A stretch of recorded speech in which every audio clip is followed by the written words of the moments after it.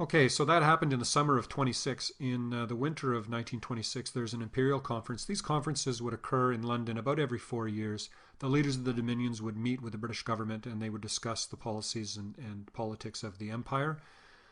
At this conference, a former prime minister by the name of Lord Balfour gave a report that basically indicated that the dominions should become autonomous nation states. Okay, so they should not be subservient to the British government, that they should be equal to the British government.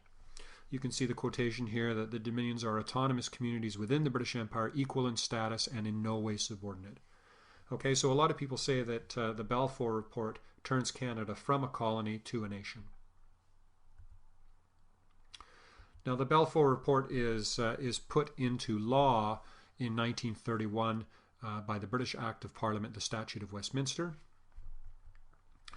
It's interesting that this act affected the Canadian government, but not necessarily the provincial governments. And because we didn't have our own constitution and this statute did not override the B&A Act, there was still a link between provincial law and the British government.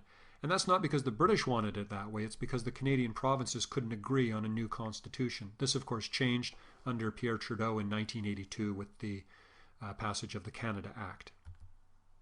So the Statute of Westminster then, 1931, is the de facto and immediate independence of Canada. So from this point on, Canada is, for all intents and purposes, a free nation.